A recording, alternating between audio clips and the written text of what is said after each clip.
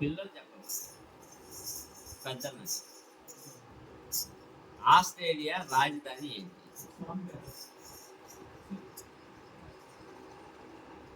ఇప్పుడు బైబిల్ ఎక్కువ సంవత్సరాలు బ్రతికిన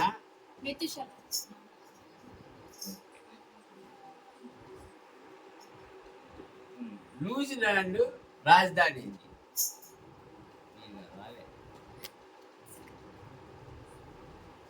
వాళ్ళే పెద్దలు ఎవరైనా.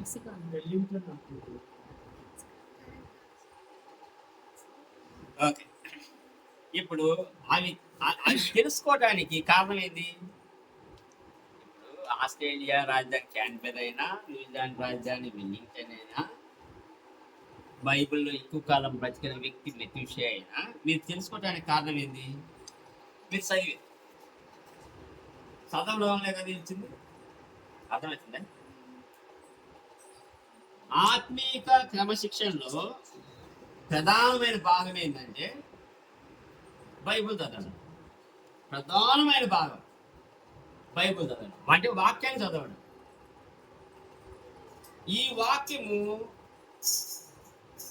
BC 2500 సంవత్సరాల నుండి దేవుడు తన ప్రజలకు ఇస్తూనే ఉన్నాడు. రాతపూర్వకంగా ఎప్పటి నుంచి స్టార్ట్ అయిందంటే BC 1500 years బ్యాక్. మోషే కాలం నుండి పెంటాక్ అంటారు. పెంటాక్ అంటే 5 ఖండాలు కలిపితే పెంటాక్. Okay, that is called okay ధర్మశాస్త్రం. ఓకే, ఈ పెంటాక్ అనే పదం ఏంటంటే గ్రీక్ వర్డ్ నుంచి వచ్చింది. కాబట్టి ఈ 5 ఖండాలను కలిపి ధర్మశాస్త్రం ఇది ఒక్కటే ఉండేది. అప్పుడు మిగతా ఏమి లేవు. ఎప్పుడైతే దావీదు రాసుకుంటే కీర్తనలు రాసుకుంటూ వస్తుండో, సొలొమోను రాసిండు, యెర్మియా, యోషియా ప్రవక్తలు రాసుకుంటూ వచ్చిందో, వీటన్నిటిను స్క్రిప్చర్స్ అంటారు. స్క్రిప్చర్స్ అంటారు, స్క్రోలింగ్. ఓకే, ఇప్పుడు వాళ్ళు ఎలా ఒకటి రాసి ఒక కర్రకు ఇట్లా చుట్టి అలా పెట్టేవాళ్ళు. ఓకే, కుప్పలుగా. ఇప్పుడు ఇవన్నీ అంటే నూతన నిబంధన కూడా అట్నే రాసి పెడితే ఎప్పుడు ఎలా దొరికినాయి? ఎప్పుడు బైబిల్గా కంప్రెస్ చేయబడింది? ఏ కాలంలో, ఏ సంవత్సరంలో? ఒక గొర్రెలు కాసుకునే పిల్లవాడు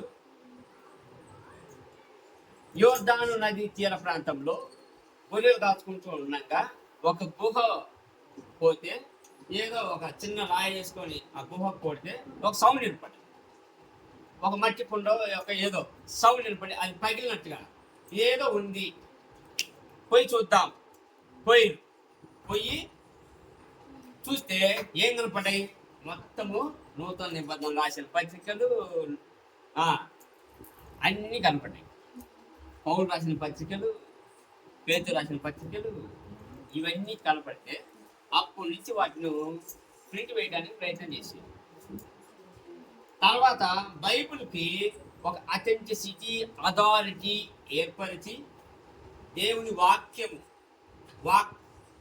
ఇది దేవుని వాక్యము అని ఒక అథెంటికేటెడ్గా నిర్ధారించి ఒక కమిటీ వేసి, తర్వాత నూతన నిబంధనలో 27, పాత నిబంధనలో 39 కలిపి దేవుని వాక్యంగా బైబిల్ని ప్రింట్ చేయడం మొదలుపెట్టారు. ప్రింట్ ఎప్పుడు చేయడం మొదలుపెట్టారు బైబిల్ని? మొట్టమొదటి ప్రింట్ ఎప్పుడు జరిగింది? ఏ శతాబ్దంలో జరిగింది?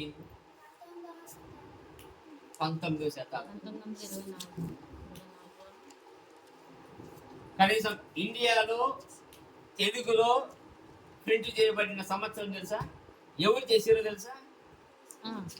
William Carey. ఏ సంవత్సరం?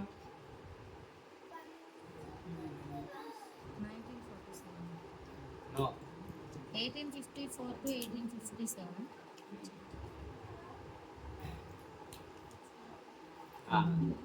1854 నుంచి స్టార్ట్ చేస్తే ఫస్ట్ బెంగాలీ, తర్వాత తెలుగు, తర్వాత తమిళ్ ప్రింట్ చేయడం మొదలుపెట్టి తెలుగులో ముఖ్యంగా.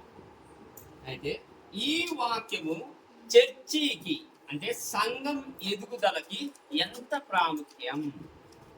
ఇప్పుడు ఇంపార్టెంట్ కి ఎసెన్షియల్ కి తేడా తెలుసా? ఎస్. ఇంపార్టెంట్ అంటే ఏంది? ముఖ్యమైనది. ప్రాముఖ్యం. ఎసెన్షియల్ అంటే అవసరం. అబ్బా, ఓకే, గుడ్. దేవుని వాక్యం చదవడం వల్ల సంఘానికి లాభం ఏంది? సంఘము ఎలా ఎదుగుతుంది? చూడండి, దేవుని వాక్యం ఏం చెప్తుంది? ఇంతకుముందు నా బైబిల్కి ఒక అట్ట ఉండేది. అట్టం మీద పైన కవర్ ఉంటుంది కదా, కవర్ మీద నేను ఆ కవర్ నాకు ఇష్టం అంటే ఆ వాక్యం ఇష్టంతో ఆ కవర్ తీసుకున్నాను. ఏమంటుందంటే కీర్తనలు 119, 105. తెలుసా మీకు? ఈ వాక్యము నా పాదములకు దీపమై ఉన్నది.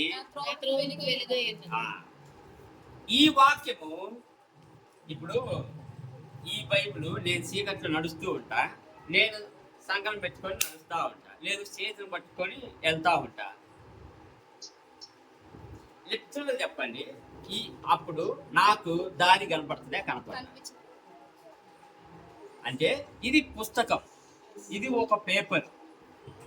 కానీ మొదటి నుంచి దేవుడు చెప్పిన వాక్యము ఎవరి హృదయాల్లో ఉంది? ఎవరన్నా ప్రింట్ చేసారా? ప్రింట్ వేయని బుక్ లేదు కదా. కానీ తాతల నుంచి దేవుడి వాక్యాన్ని చెప్పుకుంటూ పిల్లలకి చెప్పుకుంటా జనరేషన్స్ పాస్ అయిపోయింది. ఎప్పుడో యోబు ఏ కాలంలో ఉన్నాడు? BC 2500 సంవత్సరాలు. ఏ ప్రదేశంలో ఉన్నాడు? ఊరు అనే ఇప్పుడు ఎక్కడుంది ఆ ఊరు? ఇరాను, ఇరాకు దగ్గర యోమెన్ దేశం. ఓకే, యోపు సమాధి కూడా ఉంది. అంటే ఎక్కడ నివసించుడు? ఇస్రాయేల్ దేశం ఎక్కడ? యోమెన్ ఎక్కడ? అర్థమైందా? ఇస్రాయేల్ దేశం ఎక్కడ? యోర్దాను నది మధ్య సముద్రానికి మధ్యలో. రైట్? యోమెన్ ఎక్కడ? ఇరాన్ దాటాలా, ఇరాక్ దాటాలా, ఉత్తరికి రావాలా? గల్ఫ్ దేశాల్లో మస్కట్, యోమెను ఇవన్నీ కలిపి ఉంటాయి. ఇప్పుడు యోబు ఇక్కడ నివసించిండు, దేవుడేమో వాగ్దాన దేశం పోయి మధ్యజల సముద్రం పక్కన ఇచ్చిండు. ఇప్పుడు దేవుడు ఇక్కడి నుంచి మొదలు పెట్టిండుగా. అంటే ఏదైనా మనం ఎక్కడో అక్కడ ఇరాన్లోనూ ఇరాక్లోనూ ఉంది. మరి అప్పుడు అబ్రహాం మొదలు పెట్టింది ఎక్కడ? ఇంకొక ఊరు, అది మెసొపొటేమియా ప్రాంతంలో ఉంది. వీళ్ళకు నోటి మాట ద్వారానే దేవుడు వాళ్ళ హృదయాల్లో వాక్యం నాటేసింది. ఇప్పుడు యోబు రాసుకోవడానికి మనకు పెన్ను లేదు, అంటే ఆయనకు పెన్ను లేదు, పేపర్ లేదు. కానీ దేవుడి మాటలు మాత్రం నిక్కచ్చిగా హృదయంలో పెట్టుకుంటాడు. ఇప్పుడు యోబు చెప్పిన మాటలు మోషే రాస్తాడు. యోబు గ్రంథం రాసింది మోషే. ఇప్పుడు యోబు నుంచి మోషేకు ఎంత కాలం జరిగింది? 1000 years. 1000 years. 1000 years లో ఎంతమంది గుర్తుపెట్టుకుంటారు? కానీ యోబు తన పిల్లలు చెప్పిండు. మోషే వచ్చేంత వరకు చెప్తూనే ఉన్నాడు. వాళ్ళు రాత్రికాల సమయంలో సాయంత్రం పూట అన్నం తిన్న తర్వాత వాళ్ళకు ఇదే పని, దేవుడి వాక్యాన్ని తమ పిల్లలకు, తన తాతలతో దేవుడు ఎలా మాట్లాడిండు, ఆ ముత్తాతలతో ఎలా మాట్లాడిండు చెప్పుకుంటూ పోతున్నారు. తల్లిదండ్రుల బాధ్యత ఎంతగా ఉంది చూడండి, పిల్లల్ని క్రమశిక్షణ పెట్టిన దేవుడి వాక్యం. ఇప్పుడు మనము పిల్లల్ని బైబిల్ చదవమని ఎంతమంది ప్రేరేపిస్తాం? ఉదయాన్నే లేచి బైబిల్ చదవమని ఎంతమంది ప్రేరేపిస్తాం? ఇప్పుడు సదరేషియా బైబిల్ కాలేజీ అలాంటి కాలేజీకి పోతే కరెక్ట్గా వాళ్ళు 5 గంటల బెల్లి కొడతారు. బెల్లి కొడుతారని లేచి కనీసం ప్రార్థన చేసుకోవాలి. లైట్లు కనపడాలి ముందు రూమ్లలో. లైట్లు ఎదుగుతున్నాయా లేవా? లైట్లు కనపడలేదంటే వస్తారు, వచ్చి నిలబోతారా ఇంకా అని. ఇప్పుడు లేచి కొంతమంది ఏమో బయటికి పోయి మామిడి తోట ఉంటుంది, మామిడి తోటలో ప్రార్థన చేసుకుంటా ఉంటారు. కొంతమంది రూమ్లోనే మోకాళ్ళు ప్రార్థన చేసుకుంటారు. దాని తర్వాత వాక్య పఠనం ఉంటుంది. మళ్ళా అది వాళ్ళకు ఒక టైం టేబుల్ వేసింది. కానీ ఇళ్లలో ఎటువంటి టైం టేబుల్ లేదు. కానీ తల్లిదండ్రులు పిల్లలకి వాక్యము చదవాలి అనే క్రమశిక్షణ, అంటే ఆత్మీక క్రమశిక్షణ compulsory. It is a mandatory. మీ పిల్లలు చక్కగా ఒక త్రోవలో నడవాలి అంటే, దేవుని మార్గంలో నిలవాలి అంటే నువ్వు చెప్పాల్సింది, చెయ్యాల్సింది వాళ్ళు వాక్యం చదివేట్లా చూసుకోవాలి. యోబు టైం టేబుల్ ఏం లేదు, వాళ్ళ దగ్గర వాచ్లు లేవు, కానీ సూర్యుడు ఉదయించడం సూర్యుడు అస్తమించడం మాత్రం వాళ్ళకి తెలుసు. కానీ సాయంత్రం భోజనం చేసిన తర్వాత వాళ్ళు నిద్రకు ఉపక్రమించేంత వరకు వాళ్ళకి చెప్పింది ఒక్కటే, దేవుని వాక్యం. అలా మైండ్లో వాళ్ళకి నిలిచిపోయింది. వాళ్ళ పిల్లలకు వాళ్ళు పాస్ చేసేది, వాళ్ళ పిల్లలకు వాళ్ళు పాస్ చేసేది. లేకపోతే అంత నిక్కచ్చిగా మోషే రాయలేడు. మోషే మొత్తము ఎవరో డైరెక్ట్ శివుడు చెప్పినట్టుగా యోబు తన కన్నులతో నిబంధన చేసుకున్నాడు. ఏ కాలంలో? BC 2500 సంవత్సరాలు. తన ఫ్రెండ్స్ వచ్చి నువ్వు ఏ పాపం చేయకుండానే నీకు ఈ స్థితి వచ్చిందే అని అడుగుతాడు. అసలు ఆ పరిజ్ఞానం చూడండి, యోబు రాసిన గ్రంథంలోనే ఉంటుంది. ఏమని? నీటి నుండి వెలుగొచ్చును అని, డ్యాములు కట్టెదురు అని. ఇప్పుడు కడుతున్నారు డ్యాములు. గత 50 సంవత్సరాల నుంచి 100 సంవత్సరాల నుంచి డ్యాములు కడుతున్నారు. కానీ రాసింది ఎప్పుడు? 2500 సంవత్సరాల BC, before Christ. After Christ మనకు 2000 సంవత్సరాలు, అంటే 4500 సంవత్సరాలు. అభిషాయ్ 4500 సంవత్సరాల నుంచి ఈ వాక్యం పొల్లుపోకుండా వస్తా ఉంది. అందుకు దీన్ని మీరు ఏం చేయాలా? పిల్లలకు చదివించాలి, పిల్లలతో చదివించాలి. ఎందుకు చదివించాలంటే దేవుని చిత్తాన్ని తెలుపుతుంది. It reveals God's will. మీరు చదివితే దేవుడి చిత్తం మీ జీవితంలో ఏం చేస్తుంది, మనం ఈ పని చేస్తున్నాం, ఈ పని వల్ల లాభం ఏంది, నష్టం ఏంది. మీరు అక్కడ ప్రయాణం చేస్తారు, మీరు ప్రార్థన చేయండి. ప్రార్థన చేసిన తర్వాత దేవుడు పొమ్మంటే మీరు పోటీ ఆపుతలేదు. నాకు ఎంత అర్జెంట్ పని అయినా దేవుడు నిన్ను పొమ్మనకపోతే నువ్వు పోకూడదు. దేవుడు పొమ్మంటేనే నువ్వు పోవాలి, ఉండమంటే ఉండాలి. దేవుడి చిత్తాన్ని తెలపడానికే దేవుని వాక్యం ఇక్కడ ఉంది.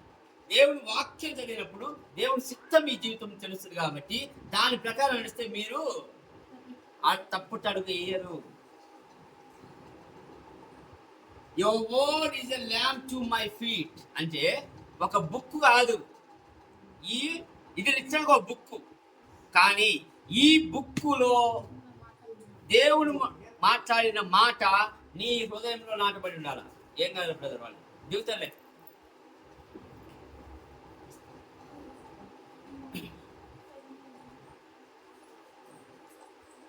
పిల్లలకే కాకుండా సంఘంలో వచ్చే ప్రతి ఒక్కరూ దేవుడి చిత్తాన్ని తెలుసుకున్నప్పుడు సంఘంలో ఎటువంటివి అనర్థాలు జరగవు. సంఘంలో కూడా సంఘం ఎదగాలి అంటే ప్రతి ఒక్కరు దేవుని చిత్తాన్ని తెలుసుకోవాలి, ప్రతి ఒక్కరు దేవుని వాక్యాన్ని చదవాలి. చదివినప్పుడే దేవుడి చిత్తాన్ని నీకు తెలియబడుతుంది. రోమిలకు రాసిన పత్రిక 10-17 వచ్చిన ఒకసారి చదవండి. రోమిలకు రాసిన పత్రిక 10-17.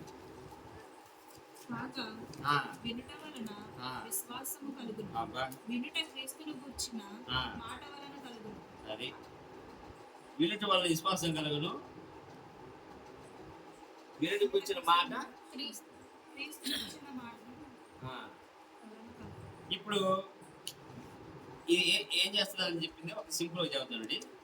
It builds your faith. The word of God building your faith. ఎప్పుడైతే నువ్వు వాక్యాన్ని ఇస్తున్నావో ఆ వాక్యం వల్ల మీకు విశ్వాసం పెరుగుతా ఉంది. ఈ విశ్వాసం పెరుగుడు వల్ల మీరేమవుతారు? మీ యేసుక్రీస్తు ఏం చెబుతారు? మీకు ఆవగించిందండి విశ్వాసం ఉంటే. ఇప్పుడు మీ విశ్వాసం పెరిగింది అనుకో, ఆవగింజంత ఏం చేయగలరు? విశ్వాసం చేయించి ఓకే. ఇప్పుడు ఆ కొండను పెకిలించవచ్చు మీరు. దేవుడు చెప్పేదంటే మీకు ఆవగింజంత విశ్వాసం ఉంటే, యేసుక్రీస్తు శిష్యులు ఒక మూగ, ఒక చెవిటి, ఒక దెయ్యము, ఒక అతన్ని బాగా ఇబ్బంది పెడుతూ ఉంటే యేసుక్రీస్తు శిష్యులు వాళ్ళని యా, స్వస్థపరచలేదు. స్వస్థపరచలేకపోతాడు. తర్వాత యేసుక్రీస్తు వచ్చి ఏమంటాడు? ఉపవాస ప్రార్థన ఫస్ట్ ఫస్ట్ మాట, విశ్వాసం అల్ప విశ్వాసులారా. ఎందుకంటాడు? విశ్వాసం లేదు అంటే నేను చెప్పిన మాటలు మీరు ఇంటున్నా వింటం లేదా? నేను రోజు వాక్యం చెబుతాను కదా, నేను రోజు మీతో మాట్లాడుతాను కదా, మరి నా మాటలు ఎలా పోయింది? 3.5 సంవత్సరం ఆయన చెప్పుకుంటూనే ఉన్నాడు. అల్ప విశ్వాసులారా అంటే విశ్వాసం అనేది ఇనుట వల్ల కలుగును. ఆ వినుట దేవుని వాక్యము. అంటే దేవుని వాక్యము మీరు చదివినా మీరు విన్నట్టే. దేవుడు చెబుతూ ఉన్నాడు, మీరు వింటున్నారు. మీరు చదువుతూ ఉన్నారు, ఎవరు మీకు చెప్తున్నారు? మీకు ఎవరు చెబుతారు ఈ దేవుని వాక్యం? ఇప్పుడు పౌలు రాసిన పత్రికలు, రోమన్స్ కానీ, కొరింథీయులు కానీ, ఇవన్నీ మీరు చదువుతూ ఉంటారు. మీకు ఎవరో చెప్పినట్టు చెవులకు పోతారు. ఎవరు చెప్పినట్టు? పౌలు చెప్పినట్టు. అంటే పౌలు దేవుని ఆత్మ మూలకంతా చెప్పినట్టు.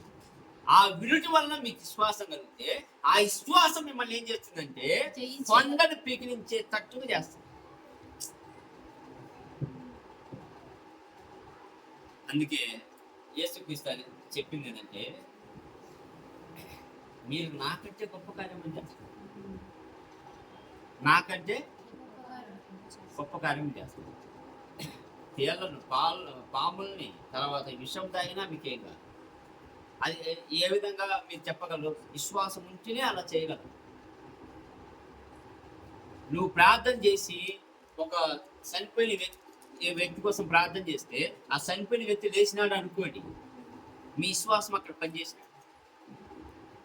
నీకు విశ్వాసం ఉంటేనే ప్రార్థన చేయగలరు, విశ్వాసం లేకపోతే ప్రార్థన చేయగలరు. సపోజ్ ఆ విశ్వాసం ఎలా కలుగుతుంది? దేవుని వాక్యం కలుగుతారు. దేవుని వాక్యంలో ఇలా ఉంది, ఈ వాక్యం నేను పట్టుకున్నా, ఈ వాక్యం మూలకంగా నేను ప్రార్థిస్తున్నా, ఇప్పుడు అద్భుతం జరగాలి. అందుకే కదా పౌలు, పేతురు, యోహాను పోయి ఏమంటారు?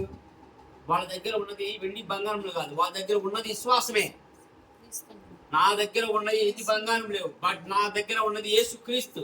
ఆ యేసుక్రీస్తు చెప్పిన మాటలు, ఆ యేసుక్రీస్తు చూపిన దారి, ఆ యేసుక్రీస్తు ఏవైతే వాళ్ళకు బోధించిండో, ఏవైతే వాళ్ళకు ఆ స్వస్థత కలిగేదాన్ని చూపించిండో మొత్తము ఇప్పుడు పేతురు, యోహాను దగ్గర ఉన్నాయి. ఇప్పుడు వాళ్ళు చేయగలిగిందంటే whatever it teachers, whatever it did it, simple. అందుకే యేసుక్రీస్తు నామమున లేచినాడు.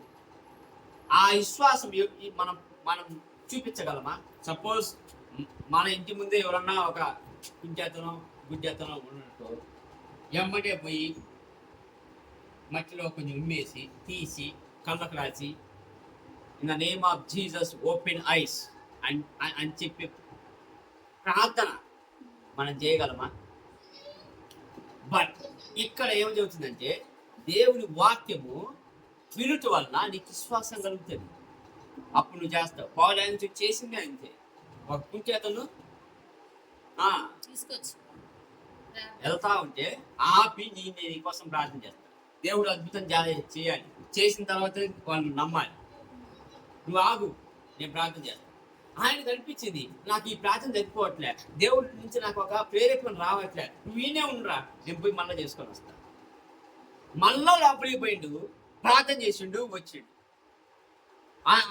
In the name of Jesus you get up and walk, nothing happened. ఏదో సరిపోవట్లే, మళ్ళా పోయిండు, ప్రార్థన చేసిండు, వచ్చిండు, మళ్ళా ప్రార్థన చేసిండు, వర్కౌట్ కాదు. 5వ సారి 6వ సారి ఏ టైం అప్పటికి నైట్ 1:30 దాటింది. అప్పుడు వచ్చి ఇతను నా కాలు బాగా అయితే చాలని ఇతను అనుకుని కూర్చున్నాడు. వచ్చిండు, in the name of Jesus you get up and walk. He got faith that time. ఎన్నిసార్లు ప్రార్థన చేసిన తర్వాత? 3, 4, 5. టైం అయితే 1:30 ఏం దాటిపోయింది. అప్పుడు అతనికి కాలు బాగింది. మనసులో చూస్తే ఆ ఏరియాలో మొత్తం ఇతనే నిన్న దాకా కూర్చుని ఈ రోజు నడుస్తుంటాడు. Who healed? Jesus healed. ఒక గుంపే రావడం స్టార్ట్ అయింది సంఘానికి. ఒక గుంపు రావడం స్టార్ట్ అయింది. ప్రతి ఒక్కరు ఎవరైతే కొంచెం కొంచెం అస్వస్థత ఉందో, బాగలేదో, వాళ్ళందరూ వచ్చి ప్రార్థన చేయించుకోవడం మొదలుపెట్టారు. అలా ప్రార్థన చేయించుకోవడం వల్ల ఎవరు ఇతను చెప్పిన మాట ఇంకొకరు విన్నారు, అతను చెప్పిన మాట ఇంకొకరు విన్నారు. వీరితో వాళ్ళందరికీ విశ్వాసం కలుగుతుంది. అందరూ దేవుని దగ్గరికి రావడం మొదలుపెట్టారు. అలా సిఎల్లో మొట్టమొదటి బిగ్గెస్ట్ చర్చ్గా ఏర్పడింది.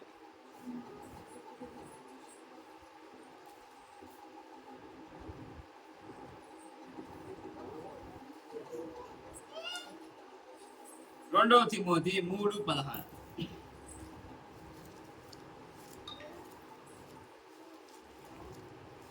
దైవజనుడు సన్నద్ధుడై ప్రతి సత్కార్యమునకు పూర్ణముగా సిద్ధపడి ఉండినట్లు దైవావేశము వలన కలిగిన ప్రతి లేఖనము ఉపదేశించుటకును, ఖండించుటకును, తప్పుదిద్దుటకును, నీతి యందు శిక్ష చేయుటకును ఈ వాక్యం ప్రయోజనకరమై ఉన్నది. ఎన్ని విధాలుగా పనికొస్తుందో చూడండి. మీరు వాక్యం చదివితే మీరు తప్పుదిద్దొచ్చు, ఇంకా ఉపదేశించవచ్చు, ఖండించవచ్చు. ఎవరైనా తప్పుగా మాట్లాడితే, ఎవరైనా తప్పుగా వాక్యం చెబితే మీరు ఖండించవచ్చు, సరిచేయచ్చు.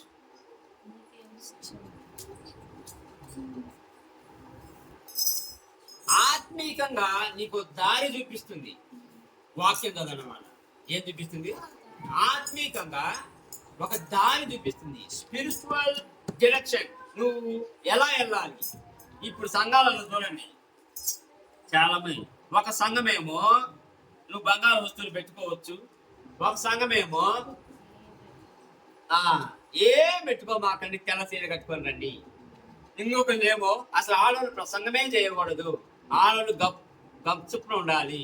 ఇంకొకరేమో లేచి ఆరాధన చేయకూడదు. ఇంకొకరేమో చెప్పండి, ఇంకా మీ మీ మీ వచ్చిన అబ్జర్వేషన్, క్యాండిల్ పెట్టి వెలిగించవచ్చు, కొబ్బరికాయలు కొట్టచ్చు, సమాధుల దగ్గరికి పోయి పూజలు చేయొచ్చు. మూడు కుర్చీలు వేస్తే నాలుగో కుర్చీ కూడా ఒకరికి వేస్తారు. ఎవరికి? దేవదాసాయి. ఎంటి కుర్చీ ఒక తండ్రి, కుమార, పరిశుధాత్మ, దేవదాసాయి అంట. వీటన్నిటిని నువ్వు ఖండించవచ్చు. ఎందుకు? తప్పుడు బోధ కావాలి. రైట్? తర్వాత నువ్వు వాక్యం చదివితే నిజంగా స్త్రీలు బోధించకూడదా? పౌలు ఏ కాంటెక్స్ట్ లో చెప్పిండు, పౌలు ఎవరికి చెప్పిండు, ఏ ప్రదేశంలో చెప్పిండు, వాళ్ళ వ్యవస్థ ఎలా ఉండేది, వాళ్ళ యేసుదాన్ని ఎలా ఉండేది, ఇది తెలుసుకోవాలి. నిజంగా ఇప్పుడు బాహ్య అలంకరణ అలంకరించుకోనక అన్నాడు. ఇప్పుడు నిజంగానే బంగారు వస్తువులు పెట్టుకోకూడదా? పెట్టుకోవచ్చా? లేకపోతే ఇంకా ఏంటి, జడలు అల్లుకోవచ్చా, అల్లుకోకూడదా? ఏ కాంటెక్స్ట్ లో చెప్పిండు, ఎవరికి చెప్పిండు, ఎవరికి చెప్పిండు చెప్పండి? ఏ సంఘానికి చెప్పిండు? కొరింథీ సంఘంలో ఎలాంటి వాళ్ళు ఉండేవాళ్ళు? కొరింథీ సంఘాన్ని తప్పితే మిగతా సంఘాల్లో వాళ్ళు ఇప్పుడు ఎఫిషియన్స్ ఉన్నారు. కొరింథీ, ఎఫిషియన్స్ పక్క పక్కనే సిటీస్. మరి ఎఫిషియన్స్ ఎందుకు చెప్పలే? అర్థమవుతుందా? ఇదే మాట ఎఫెస్ సంఘానికి కూడా చెప్పాలి కదా. ఎందుకు? కొరింథీయులు అప్పుడు ఎమ్మటే ఫోన్ చేసి మా సంఘానికి చెప్పిర్రు, మీ సంఘంలో ఇది కూడా పాటించాలని వాళ్ళు ఫోన్ చేసి చెబుతారా? అప్పుడు ఫోన్లు లేవుగా. అది కాకుండా కొరింథీయులకు, ఎఫెసీయులకు అంతకుముందు యుద్ధం జరిగింది బీసీలో. వాళ్ళ దేశానికి వీళ్ళు, అదే వాళ్ళ ప్రాంతానికి వీళ్ళ ప్రాంతానికి వీళ్ళు పోయేవాళ్ళే కాదు. కానీ కొరింథీయులకు చెప్పిన కాంటెక్స్ట్ ఏంటి అని చదివితే వాళ్ళకు మాత్రమే అప్పుడు చెప్పి.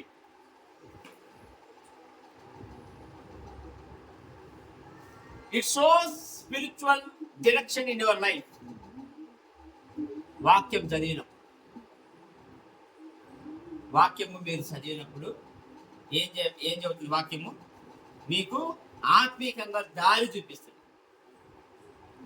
మీరు ఖండించవచ్చు, సరి చేయొచ్చు, బోధించవచ్చు చదివితే.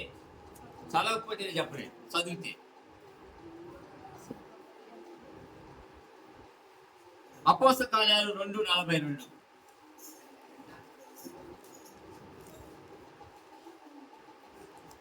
దేవుడు ఏమంటాడంటే, మీరు అపోస్తల బోధయందును సహవాసమందును రొట్టె విరుచి యందును ప్రార్థన చేటి యందును ఎడతెరగ్గా ఉండుడి. అపోస్తల బోధ. ఎందుకు అపోస్తల బోధ వాళ్ళు కాన్సన్ట్రేట్ చేయమన్నారు? ఎందుకు వాళ్ళు అపోస్తల బోధ కాన్సన్ట్రేషన్ చేశారు? రొట్టె విరుచుట అవన్నీ పక్కన పెట్టండి, దేవుని వాక్యం కదా. దేవుని వాక్యం మీద ఎందుకు వాళ్ళు ఏకాగ్రత పెట్టారు? They devoted apostles' teaching. In English it says, the early church devoted themselves to the apostles' teaching. ఎందుకు? దేవుని వాళ్ళ దగ్గర స్క్రిప్చర్ లేదు, వాళ్ళు చదువుకోవటానికి బుక్ లేదు.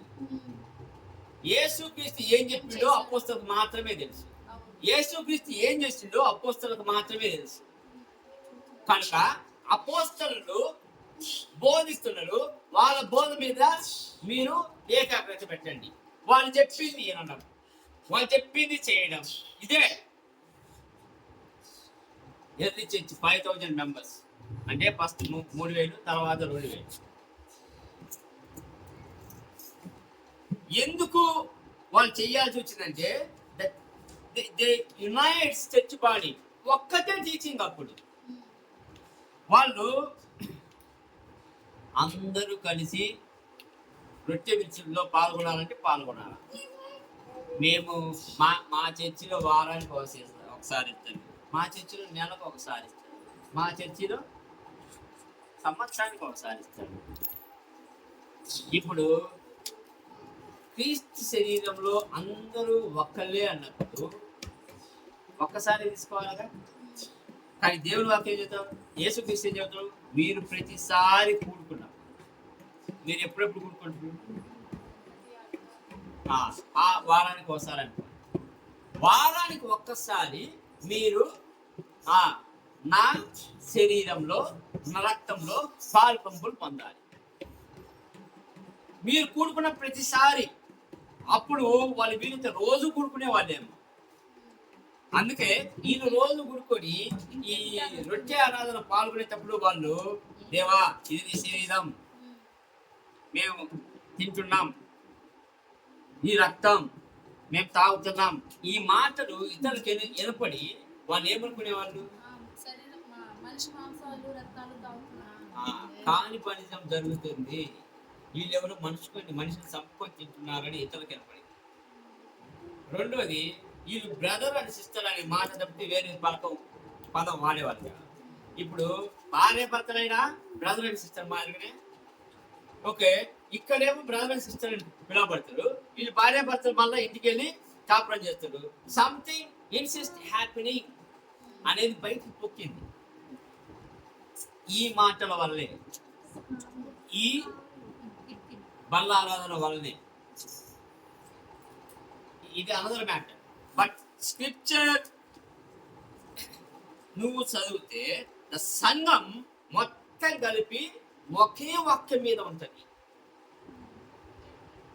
ఒకే వాక్యం. ఇందాక నేను చెప్పినట్టుగా ఒక సమయం తెల్ల సెల్లు కట్టుకోవాలని, ఇంకొక సమయం మంచి వేసుకోవాలంటారు, ఇంకొక సమయం బంగారం పొందంటారు, ఇంకొక సమయం బంగారం వేసుకోమంటారు, ఇంకొకళ్ళేమో క్యాండిల్ పెట్టమంటారు, ఇంకొకళ్ళేమో కొబ్బరికాయ పెట్టమంటారు, ఇంకొకళ్ళేమో గుండు చేయించుకుంటారు ఎలాగైపోయి, ఇంకొకళ్ళేమో రుద్రాక్ష ధరించినట్టుగా ఒక చర్చి ఏమంటారు మాల మాదిరిగా వేసి ఒక సిలువేస్తారు, టాటూలు వేస్తారు. కానీ ఇక్కడ అపోస్తలు మాత్రం ఒక్కటే. అని నువ్వు టాటూ వేసుకోకూడదంటే వాడు వేసుకున్నాడు ఇంకా లోపలికి రాకూడదు, వేసుకున్నాడు లోపలికి రాకూడదు. స్క్రిప్చర్ చదివితే ఏ సంఘం ఎలాంటిది అనేది నీకు తెలుస్తుంది. స్క్రిప్చర్ చదివితే ఎవరు దేవుని వాక్యాన్ని పాటిస్తున్నారు, ఎవరు పాటించడం లేదని నీకు తెలుస్తుంది. అంటే దేవుని వాక్యం చదివితే అని అర్థం. స్క్రిప్చర్ అంటే దేవుని వాక్యం. దేవుని వాక్యం చదివితే నీకు ఎవరు రైటు, ఎవరు రాంగు, ఎవరు కరెక్ట్ బోధిస్తున్నారు, ఎవరు తప్పుకు బోధిస్తున్నారు, ఎవరిని కరెక్ట్ చేయాలి, ఎవరిని కరెక్ట్ చేయకూడదు నీకు తెలుస్తుంది. నీకు తెలియలేదనుకో ఎవరు ఏం చెప్పినా కానీ చెవులకి వెళ్ళిపోతుంది. అర్థమవుతుందా? ఎవరు ఏం చెప్పినా చెవులకి ఎక్కించు.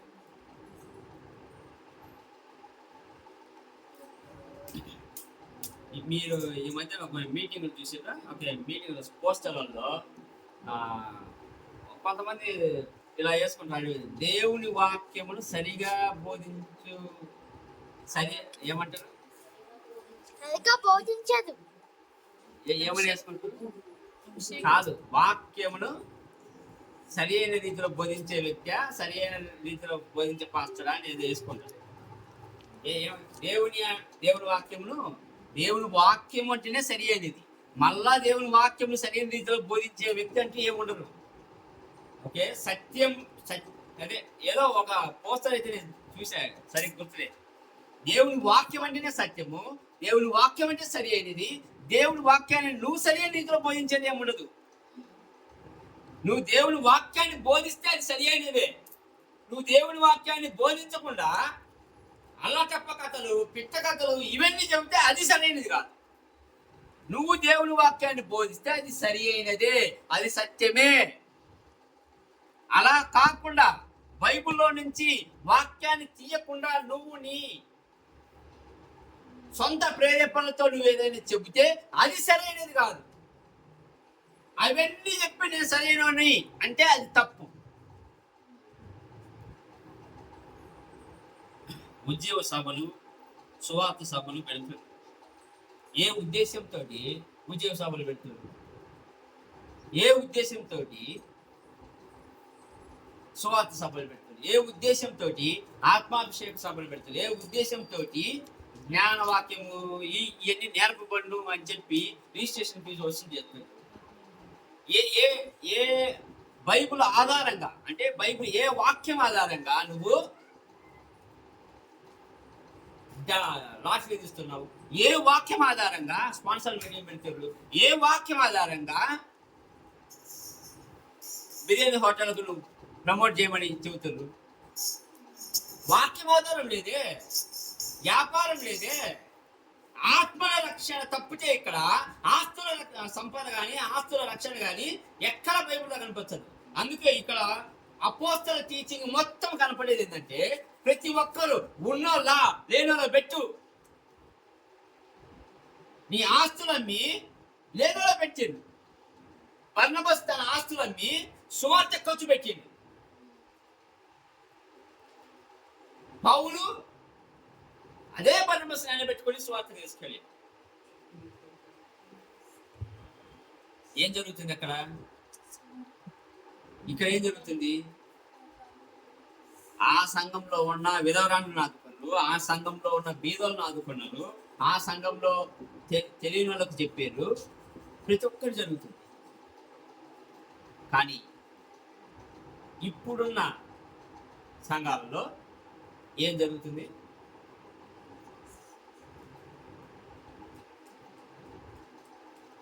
మీరు ఎవరైనా ఏ మీటింగ్ అయినా, సువార్త మీటింగ్లు అన్నప్పుడు పోయి చూడండి, మొత్తం చర్చి మెంబర్సే ఉంటారు. వాళ్ళ అడ్వర్టైజ్మెంట్ మొత్తం వచ్చేది చర్చి ముందే పోస్టర్ వేసి వెళ్ళిపోతారు. గమనించారా? ఎవరైనా ఒక సువార్థికుడు వచ్చినారు సిటీకి, వాళ్ళ చర్చి పోస్టర్లు అన్నీ ఆడ ఉంటాయి. సువార్త మీటింగ్ అని ఎక్కడ ఉంటాయి?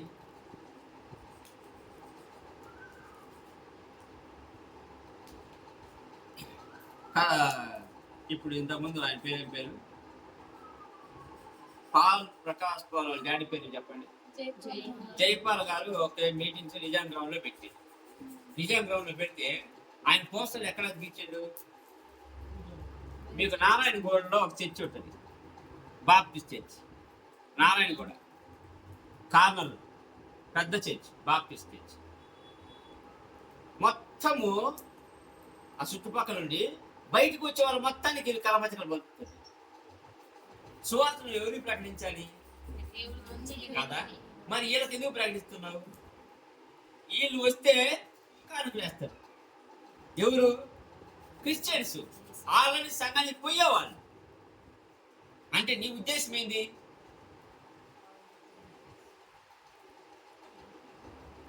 కదా? అర్థమవుతుందా? నీ ఉద్యోగ సభలు దేనికి? నీ సువార్త సభలు దేనికి?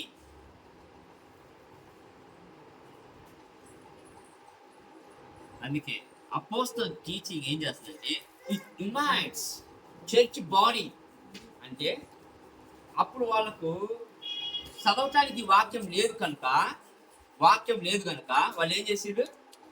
Apostle teaching, they devoted themselves to apostles teaching.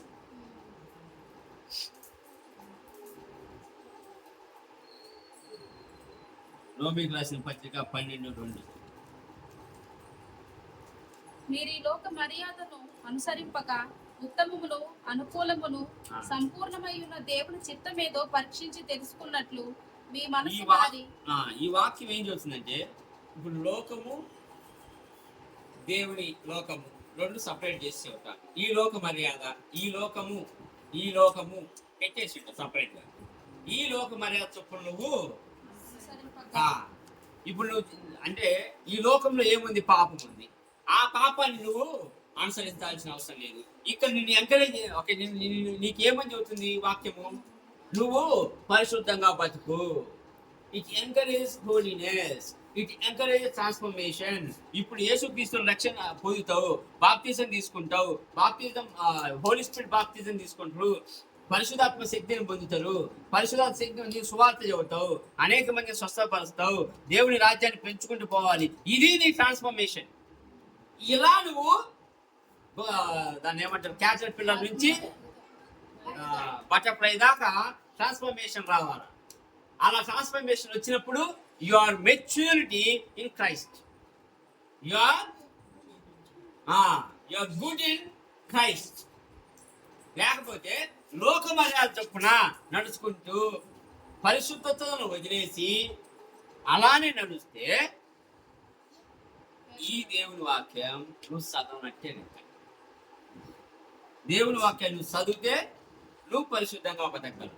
దేవుని వాక్యాన్ని నువ్వు చదివితే నువ్వు ట్రాన్స్ఫార్మ్ అవ్వగలవు. దేవుని వాక్యాన్ని నువ్వు చదివితే అనేక మందికి బోధించగలవు. దేవుని వాక్యాన్ని నువ్వు చదివితే అనేక మంది నువ్వు తీర్చిదిద్దగలవు. దేవుని వాక్యాన్ని నువ్వు చదివితే నువ్వు దేవుడి ప్రేమను చూపించగలవు, దేవుడి త్యాగాన్ని చెప్పగలవు. ఇది దేవుని వాక్యాన్ని చదివితే వచ్చే ట్రాన్స్ఫర్మేషన్. పేతురు ఏం రాదు, పొట్టి శుద్ధ, పొట్టగొలితే అక్షరం రాదు. ఇప్పుడు అధికారుల ముందు నిలబడి క్రీస్తు చెప్పింది చెబుతాడు. క్రీస్తు ఎందుకు వచ్చిండు, ఎక్కడి నుంచి వచ్చిండు, ఆయన రూపం ఏంది మొత్తం చెబుతా ఉన్నాడు. ఎలా 3.5 సంవత్సరాలు Christ has transformed his 12 disciples.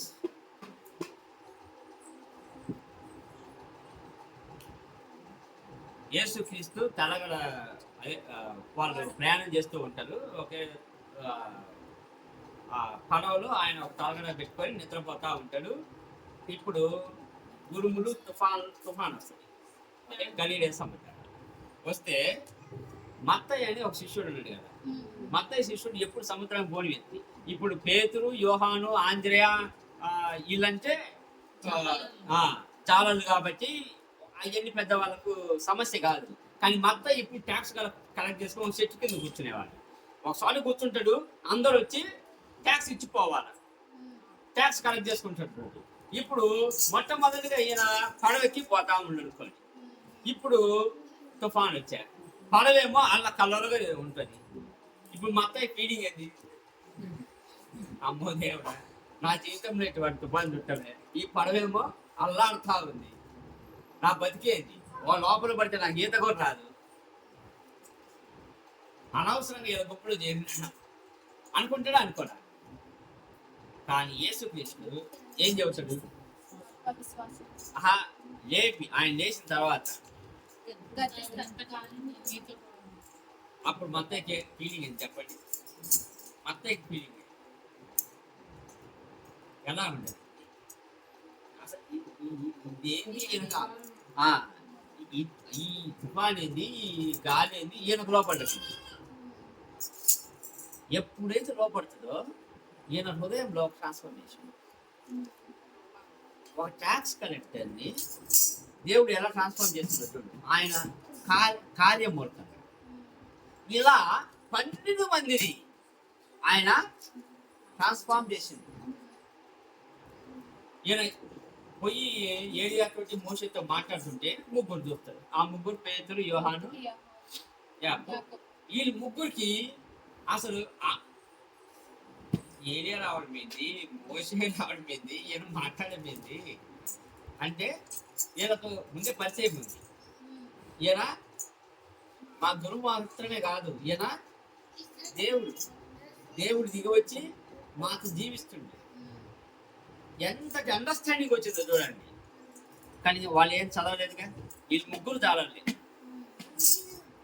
ఈ 3.5 సంవత్సరంలో వీళ్ళు నేర్చుకున్న విషయాలు, వీళ్ళకి చెప్పిన విషయాలు, ఇవన్నీ వీళ్ళను ప్రపంచంలో సువార్త మోసుకొని నలుమూలలకు తీసుకెళ్ళి తల కిందులు చేసే శక్తి దేవుడికి.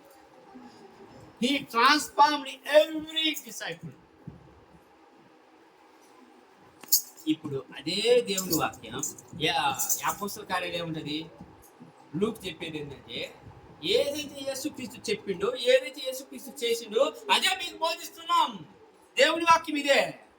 దేవుడు ఏదైతే చెప్పిండో, దేవుడు ఏదైతే మనకు చూపించిండో అదే బోధిస్తున్నాం. ఇది కాకుండా నువ్వు ఏదైనా బోధించడానికి లేదు.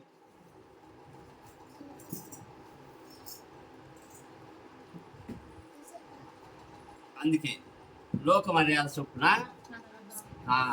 ఎవరికి చెప్పిండంటే రోమ్లో ఉన్న యూదులకు చెబుతుండు దేవుని వాక్యం.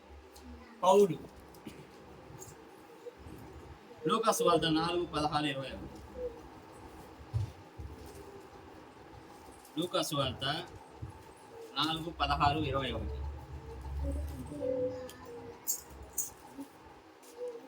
తరువాత ఆయన తాను పెరిగిన నజరేతునకు వచ్చెను. తన వాడుక చొప్పున విశ్రాంతి దినమందు సమాజ మందిరంలోనికి వెళ్ళి చదువుటకై నిలుచుండగా ప్రవక్త అయిన యెషయా గ్రంథము ఆయన చేతికి ఇయ్యబడింది. ఆయన గ్రంథము విప్పగా, ప్రభు ఆత్మ నా మీద ఉన్నది, బీదలకు సువార్త ప్రకటించుటకై ఆయన నన్ను అభిషేకించెను. చెరలోనున్న వారికి విడుదలను, గుడ్డి వారికి చూపును కలుగునని ప్రకటించుటకును, నలిగిన వారిని విడిపించుటకును, ప్రభువు హితవత్సరము ప్రకటించుటకును ఆయన నన్ను పంపి ఉన్నాడు.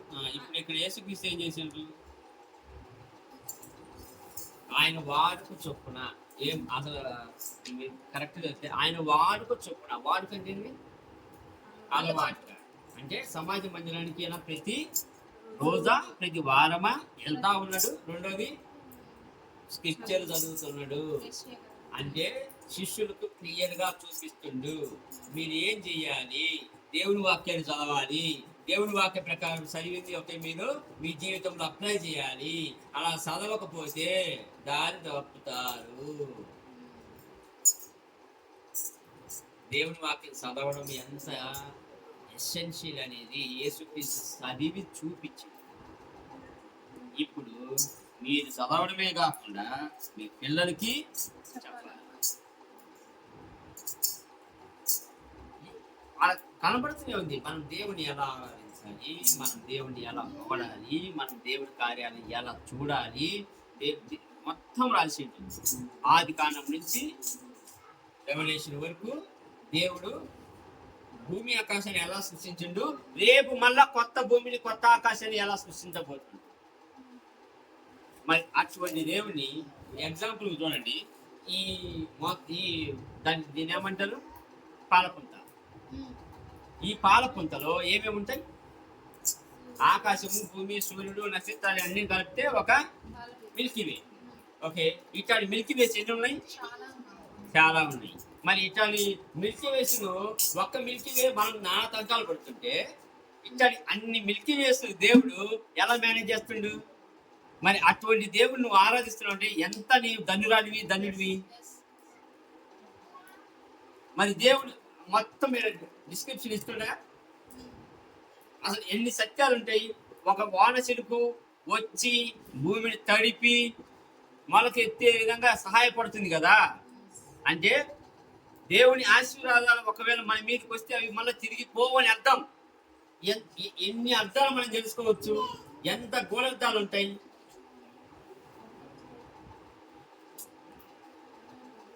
దేవుని వాక్యము మిమ్మల్ని శక్తివంతులుగా చేస్తుంది. దేవుని తెలుసుకున్నాం. ప్రపంచంలో ఒకవైపు పోతా ఉన్నా నువ్వు నిలబడ్డ స్థలం కనీసం కదలబడదు. నీ భూకంపం అంతవరకు వచ్చి ఆగుతుంది. నువ్వు నిలబడ్డ స్థలాన్ని కనీసం తాకను కూడా తాకను. అది దేవుని వాక్యాన్ని కొన్న శక్తి. నువ్వు అక్కడే నిలబడి in the name of Jesus Christ I pray the earthquake will stop here. It will stop. ఎందుకని? దేవుని వాక్యానికి ఆ శక్తి ఉంది. He released the word, it happened. వెలుగులు గాక కలిగింది, నీళ్ళు వెలుగులు గాక కలిగినాయి, సూర్యచంద్రులు వెలుగులు గాక కలిగినాయి, అన్ని మొక్కలు వచ్చిన గాక వచ్చినాయి, అన్ని జంతువులు ఉండుగాక ఉన్నాయి. ప్రతి ఒక్కటి ఆయన నోటి నుండి వచ్చిందేగా. ఇప్పుడు అదే వాక్యాన్ని నీ నోటి నుండి వదులుతున్నావు. దీనికి కావాల్సింది నువ్వు చదివి విశ్వాసం పెంపొందించుకొని నిలబడి ప్రార్థన చేస్తే జరుగుతుంది.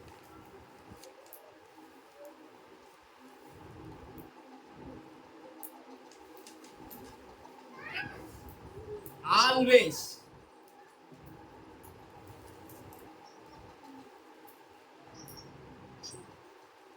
నేను చెప్పేది ఏంటంటే, ఇప్పుడు బైబిల్ మనం ఎన్ని రూపాయలు కొంటున్నాం, ఎంత కాస్ట్లీ కొంటున్నాం, ఎంత అట్టేస్తున్నాం, మెరుసుదా, గోల్డ్నా, సిల్వరా, కావాల్సింది అది కాదు. నువ్వు చదివిన వాక్యం ఉన్న చూడు, ఆ వాక్యం ఎంత భద్రంగా దాచుకుంటున్నావు అనేది ప్రాముఖ్యం. అమెరికా వియత్నాం వారు జరిగేటప్పుడు వియత్నాం సైనికులందరూ ఒక జైలు వేయబడితే ఇతనికి రోజు బైబిల్ చదివే అలవాటు. సైనికులు అప్పుడు చదవటానికి వాళ్ళు లేదు, చదవటానికి ఏం లేదు. వీళ్ళు జైల్లో ఉన్నారు. ఒకే వియత్నాం సైనికులకి ఒకరోజు ఒక అతను బాత్రూమ్ పోతే ఓన్లీ సింపి అంటే గిడియన్ బైబిల్ ఉంది కదా చిన్నది, ఓకే, ఆ దాంట్లో సింపి వేయబడి యోహాను సువార్త ఒక్కటి దొరికిందంట. యోహాను సువార్త ఒక్కటే దొరికిందంట. అంటే అంతవరకు ఆ పార్ట్. ఇప్పుడు బాత్రూమ్ లో ఆ యోహాను సువార్త రోజుకు ఒక పేపర్ చదివి అక్కడే పెట్టుకొని వచ్చి మిగతా సైనికులు దేవుని వాక్యం చెప్పేవాడు. అట్ట 12 మందిని దేవుడిలోకి రక్షించి, ఒకవేళ వీళ్ళు గుంపుగా ఉండి బైబిల్ చదువుతున్నారంటే సైనికులు మళ్ళీ కాల్చారు. ఇంపార్టెన్స్ ఏంటంటే ఈ దేవుని వాక్యం నీ హృదయంలో చేరుట. దీని స్థానం ఎక్కడ? ఇప్పుడు చాలా మంది తల కింద పెట్టుకొని పడుకుంటాము, దెయ్యాలు రావు అని అంటారు. వాళ్ళు నిజంగా దెయ్యాలు రావా? వాళ్ళు మళ్ళీ తల్ల కింద పెట్టుకున్నంత మాత్రాన దెయ్యం రాకుండా పోదు. నువ్వు పెట్టుకోవాల్సింది ఎక్కడ? నీ హృదయంలో దేవుని వాక్యం ఉండాలి. నీ హృదయంలో దేవుని వాక్యం ఉన్నప్పుడు దయ్యాలే కాదు, ఏమీ రావు.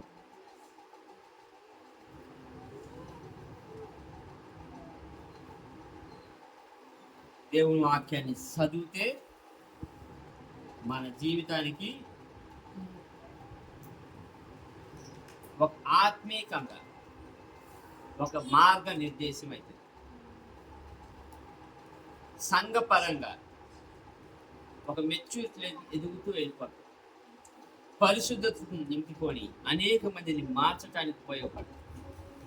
పిల్లలకు మనమే ఉదాహరణగా జీవిస్తాం. తల్లి లేచి 5 గంటలు లేచి వాక్యం చదువుతూ ఉండదంటే పిల్లలు చూసినట్టు వచ్చి ఆటోమేటిక్గా వచ్చి కూర్చుంటుంటాం. మేము బెంగళూరులో ఉన్నప్పుడు ఒక ఇంటికి మేము కేర్సెల్కి పోయేవాళ్ళం. కేర్సెల్కి పోతే 2 సంవత్సరాల పాప మన శరీరంతో ఈమె నిద్రపుచ్చి ఆమె పోయి ముసుకేసుకొని ప్రార్థన చేస్తుంది.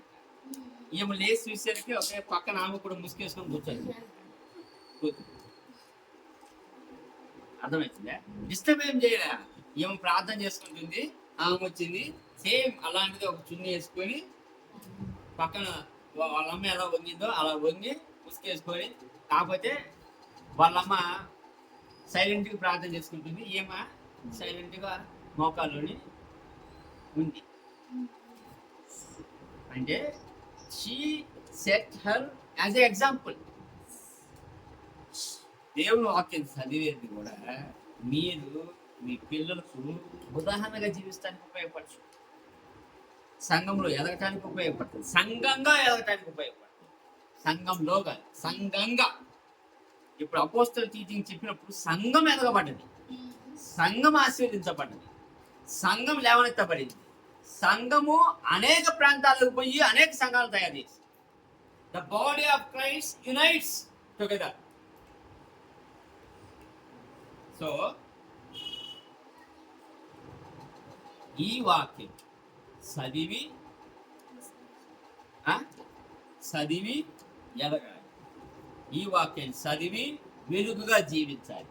ఈ వాక్యం మనం చదివి అనేక మంది చీకట్లో ప్రయాణం చేసే వాళ్ళందరికీ దారి చూపించాలి.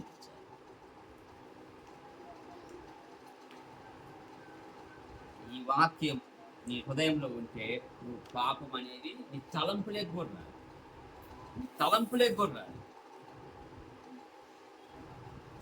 నేను టచ్ చేయడానికి కూడా భయపడుతుంది. ఎందుకు? నీ హృదయం మొత్తం నీ వాక్యం ఉంటే ఇంకా లోపలికి అది ఆడికి వస్తుంది. దేవుని వాక్యం ఏం చెబుతుంది? నీ హృదయం ఏదైతే నిండి ఉంటుందో అవే కదా బయటికి వచ్చేది. నీ చేస్తారు. నీ హృదయం నిండా పాపమాల నిండి ఉంటే ఒక్కటన్నా బయటకు వస్తుంది చెయ్యమని. నీ హృదయం నిండా వాక్యం ఉన్నదనుకో ఆ స్థానం ఏడుంటుంది? దేవుని వాక్యమే పొందుతూ ఉంటే ఆ క్రియలే నువ్వు చేసుకుంటూ బతుకుతుంటే దేవుడు సంతోషిస్తాడు. కనుక సంఘంలో ప్రతి సభ్యురాలు క్రీస్తు శరీరంలో ఒక భాగం. కనుక మీరు దేవుని వాక్యాన్ని చదివి దేవుని వాక్యంగా బతకాలి. దేవుని వాక్యాన్ని చదివి దేవుని వాక్యంగా బతకాలి. అందుకే you are the 5th gospel. We have 4 gospels. ఏంటి? మత్తయి, మార్కు, లూకా, జాన్. 5 స్వార్థ. నువ్వు నడిచే గాస్పెల్, నువ్వు నడిచే స్వార్థ. సువార్త మొత్తం చెప్పేది ఒకటే, ఏమని? యేసుక్రీస్తు ఎందుకు వచ్చిండు? పాపుల కోసం మరణించిండు, తిరిగి లేచిండు, నువ్వు రక్షణ పొందాలని. ఇప్పుడు ఈ 4 సువార్తలు ఇక్కడుంటే నువ్వు నడిచే సువార్తలు. నీ క్రియలు ఎక్కడి మీద నాకు కనపడాలి. యేసుక్రీస్తు ఏం చేసిండు, ఏం చెప్పిండు, యేసుక్రీస్తు ఏం చేసిండు, ఏం చెప్పిండు చూపించగలగాలి. అప్పుడు నువ్వు ఇంకొక సువార్త వేయి.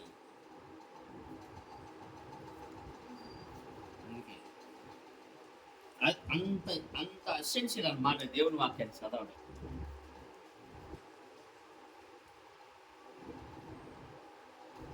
కనుక మనం ప్రార్థన చేసి దేవుని వాక్యాన్ని చదివితే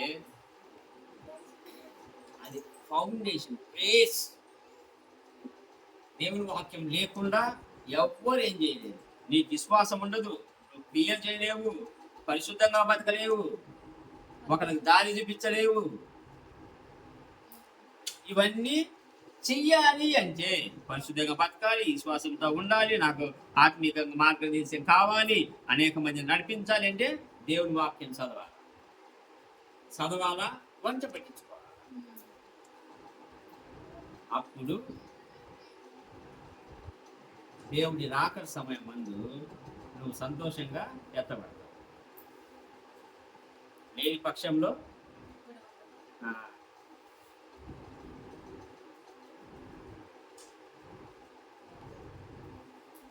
దేవుడి వాక్యాన్ని దీవించిన గాక. సిస్టర్ ప్రార్థన చేయండి. ఆమేన్.